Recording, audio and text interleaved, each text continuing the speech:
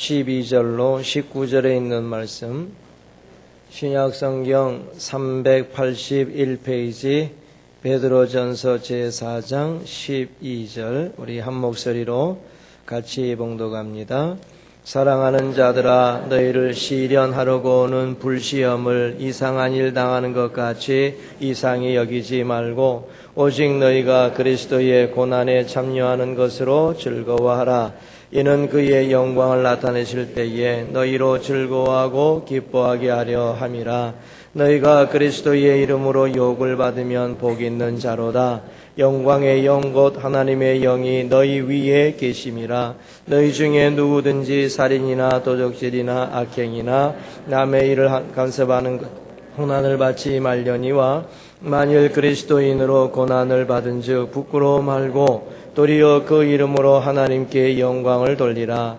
하나님 집에서 심판을 시작할 때가 되었나니, 만일 우리에게 먼저 하면 하나님의 복음을 순종치 아니하는 자들의 그 마지막이 어떠하며, 또 의인이 겨우 구원을 얻으면 경건치 아니한 자와 죄인이 어디 있으리요. 그러므로 하나님의 뜻대로 고난을 받는 자들은 또한 선을 행하는 가운데 그 영원을 미쁘신 조물주께 부탁할지어다. 아멘. 베드로가 이 베드로전서 후서를 기록한 대상은 흩어져 사는 나그네들을 위해서 이 편지를 썼습니다. 베드로전서 1장 1절을 보면 예수 그리스도의 사도 베드로는 본도, 갈라디아, 갑바도기아, 아시아와 비두니아의 흩어진 나그네들에게 편지한다, 이렇게 말씀을 했죠. 이 편지를 받는 대상들이 흩어진 나그네들이기 때문에 이 사람들은 그 믿음 생활이 어려울 수밖에 없습니다.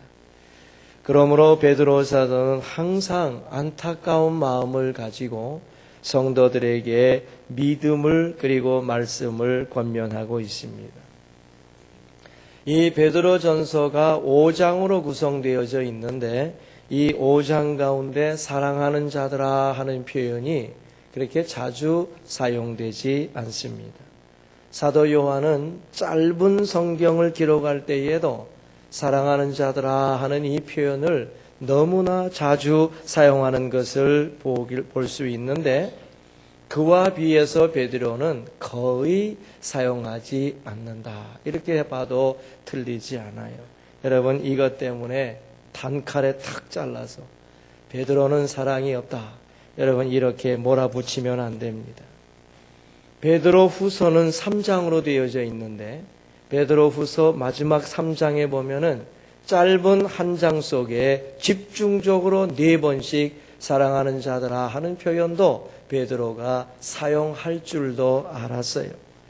그러므로 여러분, 베드로가 이렇게 사랑하는 자들아 하는 말을 사용할 때를 보면은 상당히 아껴서 가장 적절한 때를 골라서 이 표현을 사용하고 있다 하는 것을 알 수 있습니다. 성도가 상당히 어려운 일을 앞두고 있을 때, 그리고 그 성도에게 상당한 핍박과 고난이 예상이 될 때, 그리고 어려운 가운데서 계속적인 충성이 필요할 때, 언제나 사랑하는 마음과 그 성도를 염려하는 마음으로 사랑하는 자들아 하고 부르고 있는 것을 찾아볼 수 있습니다. 자, 이런 마음을 가지고 오늘 베드로가 사랑하는 자들아 하고 오늘 본문을 시작하는데, 이 본문의 내용이 뭡니까? 고난이거든요. 엄청난 고난의 문제가 시작되는 것을 오늘 베드로가 우리에게 교훈해 주면서 고난 속에서 이겨야 된다 하는 이런 마음을 가지고 우리에게 교훈을 시작합니다. 오늘 본문에는 고난에 관한 여러 가지 표현이 나오는데, 불시험이라는 말도 있고요, 하나님의 심판이라는 말도 나옵니다. 우리가 이런 말들을 다 모아서 고난을 받는 우리들이 어떻게 이 고난을 이기며 이 고난 속에서 승리할 수 있겠느냐 하는 것을 잘 배워 참 하나님 앞에 영광되고 복을 받는 심령들 되시기를 바랍니다. 첫째, 우리 고난받는 자는 하나님의 때가 무엇인지를 잘 알아야 돼요. 내가 받는 고난과 하나님의 때가 어떤 관계가 있느냐, 이것을 알아야 되지요. 자, 17절 말씀을 보시면 하나님 집에서 심판을 시작할 때가 되었나니 만일 우리에게 먼저 하면 하나님의 복음을 순종치 아니한 자들의 그 마지막이 어떠하며 그랬죠. 여러분, 여기에 먼저라는 말과 마지막이라고 하는 말이 나올 때에 여러분 순서적으로 오늘은 내가 먼저 고난받고 오늘은 내가 먼저 심판받고 나중에는 네가 고난받고 내가 심판받을 것이다, 이렇게 순서적으로 생각할 필요가 전혀 없다는 것입니다. 오히려 먼저라고 하는 말은 우리가 지금 살고 있는 이 세상, 이 현실, 이 땅에서의 하는 일이라는 것으로 생각하셔야 되겠고요. 특별히 마지막이라고 하는 것은 영원한 심판, 앞으로 있을 영원한 심판을 나타내는 말로 보아야 한다는 것입니다. 그러므로 12절 표현에서 이상한 일 당하는 것을 이상히 여기지 말라 그랬잖아요. 12절에 사랑하는 자들아 너희를 시련하려고 오는 불시험을 이상한 일 당하는 것처럼 이상히 여기지 말라 그랬습니다. 그러므로 여러분, 우리가 이 땅에 살면서 죄 또는 악 때문에 또는 선한 일 때문에 고난을 당하게 될 때에 이상하게 여기지 말라 그랬어요. 잘 믿는 성도들에게 고난이 오잖아요. 열심히 믿어보려고 하는 성도들에게 힘든 일이 생기잖아요. 왜 이러냐? 이것 때문에 고민하는 성도들이 많은데, 여러분, 우리가 이 세상에서 먼저 고난을 당하기 때문에 마지막 하나님의 나라에 가서의 영원한 심판이 우리에게는 없다 하는 이 사실이 얼마나 중요한지 모릅니다. 그러므로 우리가 먼저 여기에서 고난을 당하는 것은 오히려 축복이라고 말씀할 수밖에 없습니다. 17절에 먼저와 마지막이라는 것은 절대적으로 순서적으로 있는 것을 나타내지 않기 때문에 그렇습니다. 그러므로 우리가 이 세상 살 때에 먼저 심판받는 것이 당연하고요. 이 심판을 우리는 고난이라고 하는 말로 대처할 수 있기 때문에 그렇습니다.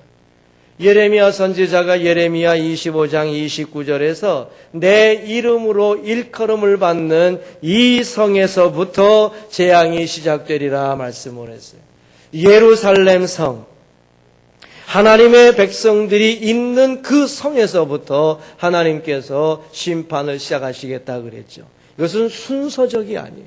먼저 받으면 마지막 심판이 없다는 거예요. 로마서 2장 9절도 마찬가지입니다. 각 사람의 영에게 환난과 곤고가 있으리니 첫째는 유대인에게요, 둘째는 또한 헬라인에게라, 이렇게 말씀을 했거든요. 그러므로 우리는 지금이 하나님의 심판 때이며 지금이 우리가 당하는 고난 당할 때에 이상하게 여길 것이 아니요, 오히려 고난을 당할 때에 묵묵히 기도하면서 감당하고자 하는 신앙적 자세가 필요하다는 것입니다. 그러므로 우리에게 있어서 제일 중요한 것은 우리가 이 땅에서 먼저 고난을 당한다 하는 이 사실이 얼마나 중요한지 몰라요. 그러므로 잘 믿는 주의 백성들이 어려운 일을 당하게 될 때 열심히 믿는 것 같은데 왜 내게 이런 어려움을 주시는가 할 때에 여러분, 먼저라는 말을 생각하셔야 돼요. 고난받는 사람들이 이러므로 하나님의 때가 무엇인지를 분명히 기억한다고 하면은 오히려 고난 속에서 좋은 열매를 맺을 수 있는 훌륭한 믿음을 가지게 될 줄로 믿습니다. 그러므로 우리 사랑하는 성도님들, 저와 여러분 다 마찬가지 아니겠습니까? 우리가 아무 연고 없이 하나님의 나라에 가서 하나님의 심판을 받을 때, 즉 마지막 심판을 받을 때에 감당할 수 있는 사람이 도대체 누구겠습니까? 저와 여러분 가운데 누가 더 훌륭해서 어떤 분은 감당할 수 있고 어떤 분은 감당하지 못하겠습니까? 아무도 없어요.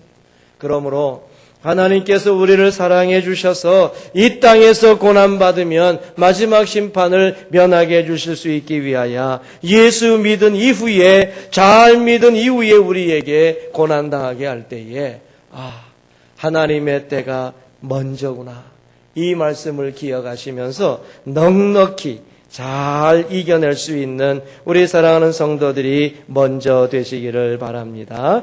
두 번째로, 고난받는 사람들은 하나님의 뜻이 무엇인지를 잘 아셔야 돼요. 참으로 하나님의 뜻이 무엇인지를 잘 몰라서 힘들어하는 성도들이 많잖아요. 여러 우리 성도들 가운데도 잘 믿는 분에게 어려운 일이 많이 오는 경우가 있어요. 예를 들어서 엉터리로 예수 믿는 분들도 혹시 있겠습니까마는, 그렇게 하는 사람들은 편안하게 사는 것 같은데, 잘 믿는 사람에게 어려움이 올 때에 그분이 첫 번째 하는 질문이 뭡니까? 하나님의 뜻이 뭡니까? 이렇게 어려움을 당하게 할 때에 하나님의 뜻이 도대체 뭡니까? 왜 이렇게 힘들게 하십니까? 하는 일이 나오잖아요. 여러분, 우리가 이 하나님의 뜻을 잘 기억해야 돼요. 우선은요, 성도에게 고난을 허락하시는 하나님의 뜻은 시련하는 것임을 아셔야 돼요. 오늘 본문 12절에 사랑하는 자들아 너희를 시련하려고 오는 불시험을 이상한 일 당하는 것 같이 이상히 여기지 말라 그랬죠. 사단이 우리를 시험하는 것과 그리고 하나님이 우리를 시험하는 것은 완전히 다릅니다. 사단이 우리를 시험할 때는요, 우리를 죽일 마음을 가지고 달려드는 거예요. 다시 말하면 우리를 완전히 멸망 가운데 집어 던지려고 달려드는 거지요.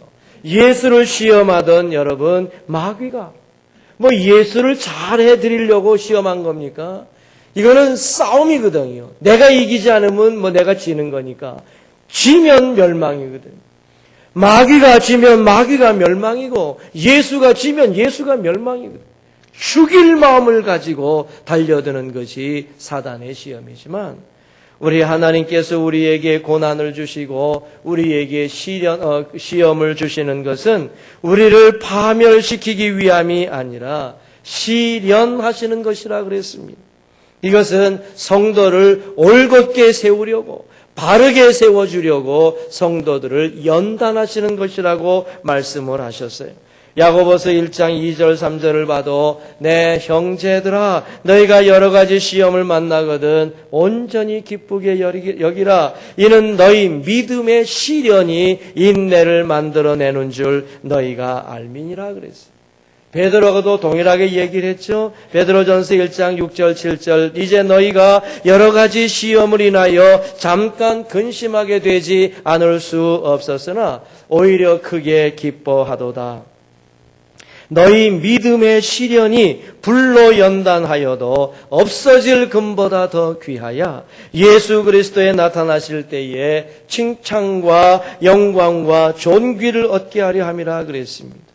성도의 시험은 시련이로되 결국 칭찬 얻게 하시고 영광 얻게 하시고 존귀 얻게 하시기 위한 분명한 목적이 있다고 말씀을 하셨어요. 자, 그런데 성도의 고난에 가장 중요한 하나님의 뜻이 무엇입니까? 그리스도의 고난에 참여하게 하시는 것. 예수 그리스도의 고난에 우리로 참여하게 하시는 거예요. 13절 말씀이 나오지 않습니까? 오직 너희가 그리스도의 고난에 참여하는 것으로 즐거워하라. 이는 그의 영광을 나타내실 때에 너희로 즐거워하고 기뻐하게 하려 함이라 말씀했습니다. 우리가 어떻게 주의 고난에 참여할 수 있습니까? 사도 바울이 잘 설명해 준 말씀이 있습니다. 이런 말씀은 좀 외웠으면 좋겠는데 골로새서 1장 24절을 보면 내가 이제 너희를 위하여 받는 괴로움을 기뻐하고 그리스도의 남은 고난을 그의 몸된 교회를 위하여 내 육체에 채우노라 그랬습니다. 사도 바울의 이 고백은 정말 중요합니다. 예수 그리스도께서 남겨주신 고난이 있는데 이 고난을 하나님의 몸된 교회를 위하여 내 육체에 채운다, 이렇게 고백을 했습니다. 그러므로 여러분, 예수님께서 십자가에 다니실 때에 100% 고난을 당하지 아니하시고 무슨 95% 고난당했다는 뜻이 아닙니다. 예수님께서 완전하게 당신의 생명을 다 들여가면서까지 고난을 받으셨지만 우리에게 남겨주신 예수님의 남은 고난이 있다는 거예요. 다시 말하면 여러분, 우리가 이와 같이 예수 그리스도의 고난은 예수의 교회의 터를 이루는 것이요, 남은 고난은 예수 믿은 이후에 그리스도인들이 교회를 세워갈 때에 당하는 고난을 말하는 것입니다. 그리스도의 고난은 교회의 터를 세우신 것이요, 우리의 고난은 교회를 세워가는 것이라고 말씀을 하셨다는 것입니다. 그러므로 여러분, 우리가 고난을 당할 때에 그리스도의 고난에 참여한다고 하는 것을 기억하고 이 고난을 통하여 내 믿음을 세워가고 그리고 하나님의 교회를 세워갈 수 있다는 것을 깨닫게 될 때에 담대하고 그리고 즐거워하고 감사할 수 있게 되는 것입니다. 내가 어려움을 당할 때에 하나님의 뜻을 온전히 깨달으면 그분은 무서운 사람이 됩니다. 그 누구의 위로도 필요하지 아니하고 하나님의 뜻을 바로 깨달았기 때문에 얼마나 담대하게, 얼마나 확실하게 자신의 믿음을 지키면서 나가는지 모릅니다. 물론 현실적으로는 어렵고요, 현실적으로는 괴롭고요, 현실적으로는 대단히 큰 어려움을 당하게 되겠지만은 하나님께서 그 심령 속에 기쁨을 주시고 피할 길도 허락해 주시고 이후에 주실 하나님의 축복을 생각하면서 넉넉하게 이겨낼 수 있게 해주시는 것 아니겠습니까? 사도 바울이 우리에게 주신 귀한 말씀이 있어요. 로마서 8장 16, 17절 말씀을 보면 성령이 친히 우리 영으로 더불어 우리가 하나님의 자녀인 것을 증거하시나니 자녀이면 또한 후사 곧 그리스도와 함께한 후사니 우리가 그와 함께 영광을 받기 위하여 고난도 함께 받아야 될 것이니라 그랬습니다. 하나님의 자녀 되었느냐? 하나님의 자녀가 되었으면 고난도 예수와 함께 그리고 영광도 예수와 함께 해야 한다 그랬어요. 하나님의 자녀냐? 영광도 함께. 하나님의 자녀냐? 고난도 함께. 이렇게 사도 바울이 말씀을 했습니다. 나중에 주실 영광은 나중 일이고요, 우리가 지금 받는 고난을 통해서 하나님이 나를 세워가시고 하나님이 교회를 세워가시는 일이라고 하는 하나님의 뜻을 제대로 깨닫고 환난 중에 즐거워하지 않을 수 있는 사람은 없습니다. 나를 세워가시는 일이신데요, 교회를 세워가는 일이신데요, 그러므로 환난 속에서 인내를 만들어내고 인내는 연단을 만들어내고 연단은 소망을 만들어낸다는 사실을 확실히 믿고 살아가게 될 줄로 믿습니다. 우리 사랑하는 성도들, 고난당하실 때 하나님의 때 먼저다, 그리고 하나님의 뜻 교회를 세우고 나를 세우시기 위함이다 하는 이런 귀중한 것을 깨달으시고 일마다 때마다 담대하게 살아가는 우리 교한 성도들이 꼭 되시기를 바랍니다. 한 가지만 더 말씀하지요. 고난받는 자는 당연히 선을 행하는 가운데 고난을 감당해야 합니다. 여러분, 성도들이 어떻게 고난을 감당해야 되겠습니까? 선을 행하는 가운데. 15절에 참 재미난 표현이 나오죠. 너희 중에 누구든지 살인이나 도적질이나 악행이나, 그 다음에 재미있어요. 남의 일을 간섭하는 자로 고난을 받지 말라. 우리가 참견 많이 하잖아요.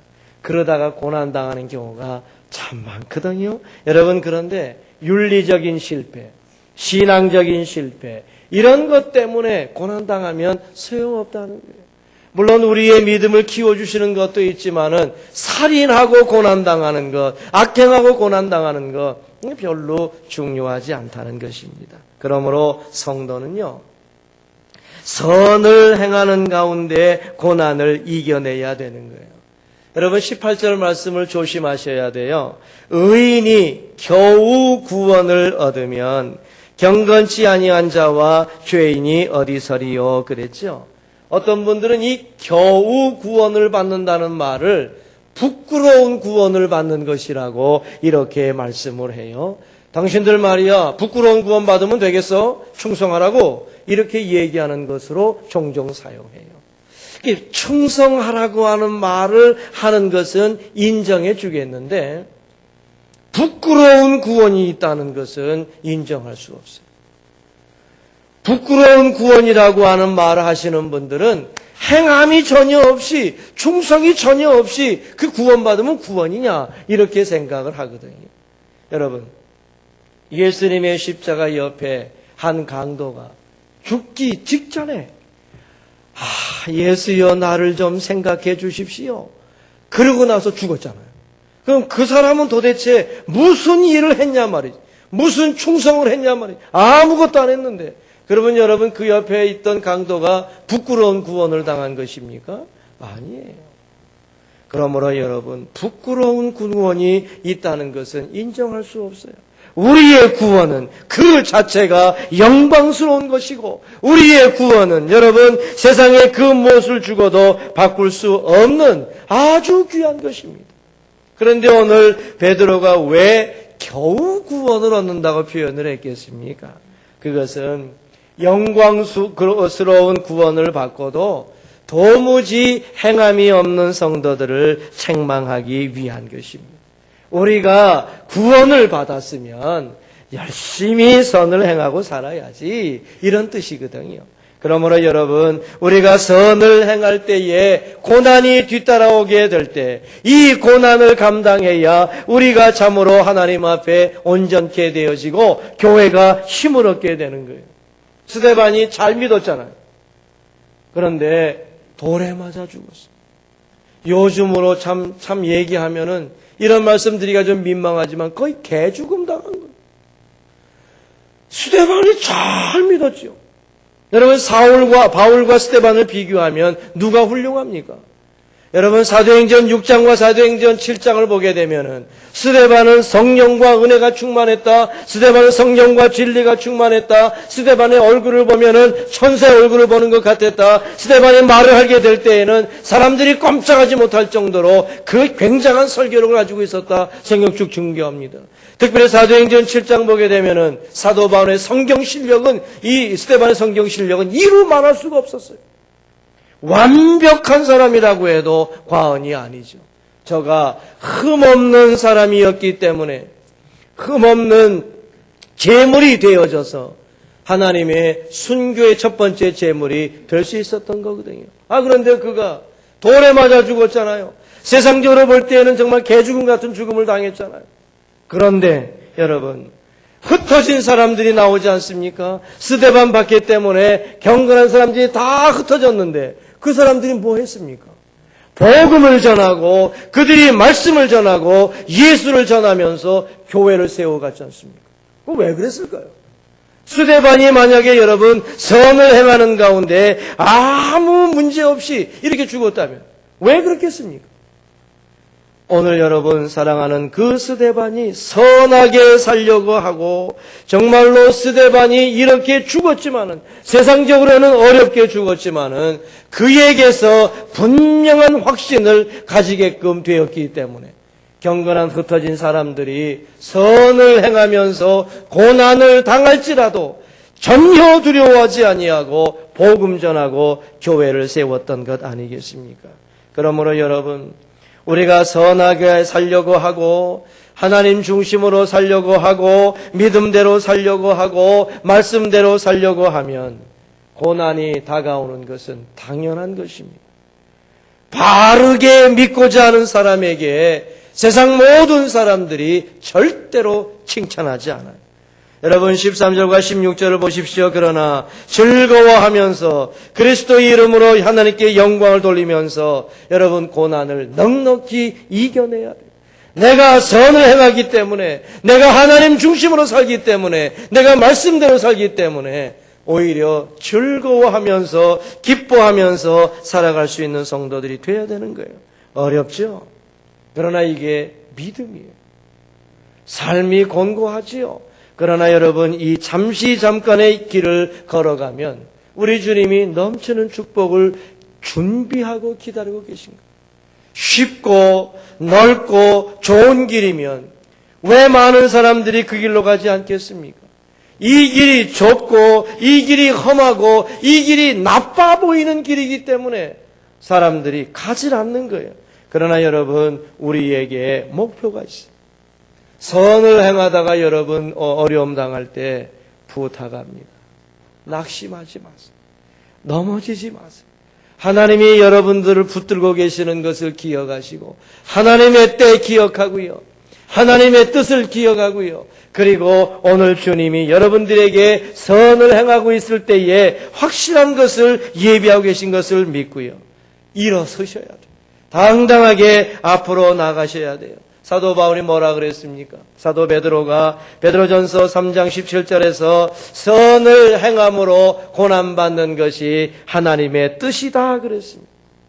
우리가 하나님의 뜻대로 살아가고 있는 것이 고난의 증거이기 때문에 우리 하나님 앞에서 담대하게 주님 바라보시면서 저 천국 소망하면서 기쁘게 믿고 당당하게 살아가는 우리 사랑하는 성도들이 꼭 되시기를 바랍니다. 말씀을 맺지요. 아주 중요한 표현이 있습니다. 오늘 19절에 보면 고난받는 자들은 영혼을 조물주께 부탁하라 그렇게 말씀했습니다. 여러분 우리의 영혼을 조물주께 부탁하라 그랬어요. 언제요? 고난받기 시작할 때에 고난 시작 즈음에 하나님 이제부터 내 영혼은 하나님 겁니다. 하나님께 그 조물주께 영혼을 부탁하라 그랬어요. 여러분 우리 주님이 십자가에 못 박혀 돌아가실 때에 하신 마지막 말씀이 뭡니까? 내 영혼을 아버지 손에 부탁하나이다. 이것을 베드로의 표현으로 하면 어떻게 됩니까? 내 영혼을 조물주 손에 부탁하나이다. 그 말씀 아닙니까? 그러므로 여러분들이 고난이 시작될 즈음에 아하 주님 이제부터 고난입니까? 그러면은 내 영혼은 주님이 맡으십시오.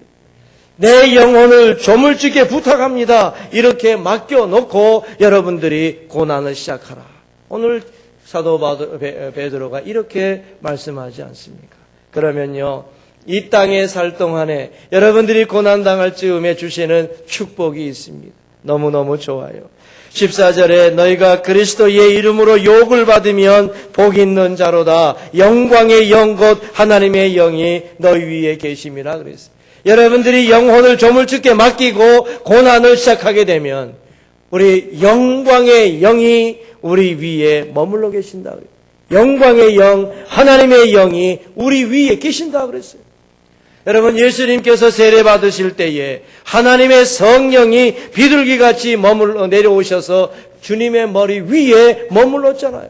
우리가 고난받으면서 모든 것을 주께 맡기면서 나아갈 때에 영광의 영이 우리 위에 계신다 그랬어요.